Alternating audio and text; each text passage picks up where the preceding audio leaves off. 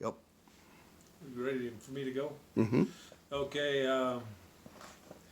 First, Arnold talked to me a little bit this morning about talking to my uncle Hubert Draper. Uh, he was living in Washington at the time, and I was in high school. He used to come down every little bit and stay with us. And sometimes he'd bring his son, what was his name? Hubert Homer, they called him Junior. Anyway, I remember one time he was down there and he would always trap. He would always go out and do trapping and skin them out and sell the furs to the guy that would buy them and all that. I asked him one time, I says, well, how did you guys get to Arizona? And he said that him and his uncle, a guy named Clarence Long, got on, he didn't say why, if he did, I don't know why. They got on the train in Texas somewhere, and the train stopped in Bowie, which is about, it's on the main line. That was Southern Pacific back in the day. That was the Southern Pacific Railroad. And they stopped to get those old steam engines. That's why. So this is probably in the early 1920s, somewhere in there. I don't know, 24, 25, somewhere along in there. Mm-hmm. And he said a railroad detective caught him on the train. And he said, he was really nice. He says, you guys can't be riding on here. But he says, if you follow this spur right here, it'll take you into Graham County. And he says, the people there is really nice. The farmers will probably let you do some work for them. And he says, if you keep following it, it'll go into Miami and Globe. And he says, they have copper mines there. And he says, you can work there. And he said, well, they walked down that spur. And I'm saying that was probably about 30, 35 miles into the first, where the little place it comes into is a place called Solomonville. And he said there was a guy there picking up a coffin on a buckboard, a horse and whatever you call those buckboards that they used to pull behind the horse, a couple horses, I guess.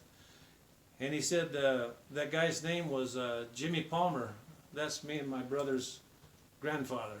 Oh yeah. Yeah, and he took him to Pima, and he said they stopped down there and they worked a couple of places in Glenbar. It's just outside of Pima. They worked at a couple of places on a farm for a couple of weeks, and they'd move on. He did that at several different places, farms. And they finally made it down to Globe, Miami, and they worked in the mine for, I think he said about a year and a half, and they decided to go back to Oklahoma and get their family and bring them out to Arizona. So I think that was, from what I remember, I think he said my dad came back, and what was his his cousin's name that married that Hill girl from Pima?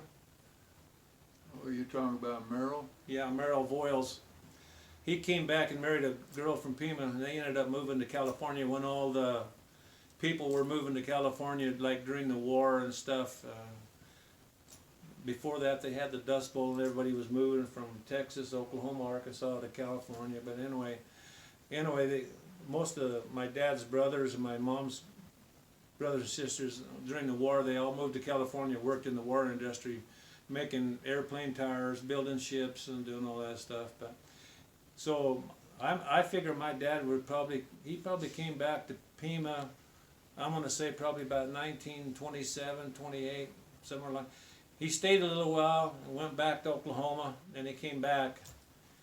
He ended up marrying my mom. He was 23, and I think she's 17 and a half. Yeah. Yeah, she was born in September of 1912. So they got married in 1930. March March 1930. of 1930. 9 months later, he was born. Well, Mom always said that usually it takes 9 months for a baby, but he says the first one can come anytime. Anyway, my mom's dad wasn't too happy that she married him because he was he's an Okie Gentile or whatever, you know. But my mom said, she called her dad Papa. He learned to love Dude. That was his nickname. Everybody called him Dude because when he was little, he used to like to dress up in his bib overalls. They didn't have a whole lot back in those days, but Mm-hmm. anyway, that was a story about that. Was there any discrepancy on that? No. Well, we should mention that along with Dad, there was Uncle Warrior and Uncle Hubert and Merrill Voiles. Though they all came to the Gila Valley. Yeah, They didn't stay, but I forgot to say something about, my dad had a half brother that was in Pima. His name was Nicholas Warrior Draper. And these people were all mixed blood Indians, you know, and you didn't put that out back in the day because the Indians are not very high on the social ladder, you know. Right.